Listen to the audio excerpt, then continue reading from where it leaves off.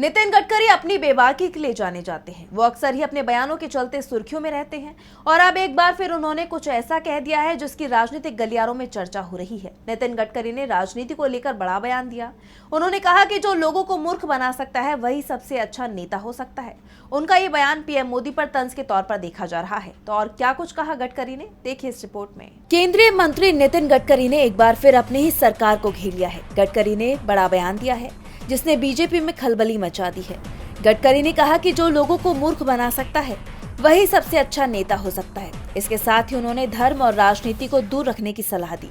उन्होंने कहा कि बातें करना आसान है, मैं कोई अधिकारी नहीं हूँ, लेकिन मुझे इसका एहसास है क्योंकि जिस क्षेत्र में मैं काम करता हूँ वहाँ पूरे मन से सच बोलना मना है। जो लोगों को सबसे अच्छा मूर्ख बना सकता है वो ही सबसे अच्छा नेता हो सकता है। श्रीमद् भगवद गीता में लिखा है, अंत में सत्य की ही जीत होगी। इसके अलावा उन्होंने नसीहत देते हुए कहा कि धर्म और काज को मंत्रियों से दूर रखना चाहिए। धार्मिक कार्य, सामाजिक कार्य और राजनीति अलग अलग चीजें हैं। अगर धर्म को सत्ता सौंप दी जाए तो उसे नुकसान होगा। मंत्री जहां भी जाते हैं वहां आग लगाने से खुद को रोक नहीं पाते।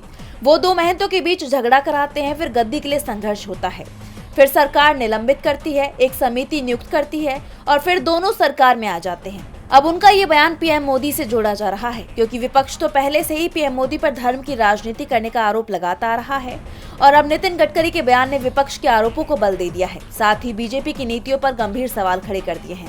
ऐसे में पीएम मोदी बुरी तरह घिरते दिखाई दे रही हैं। अब गडकरी के इस बयान का बीजेपी खेमे में क्या असर होता है ये देखना होगा।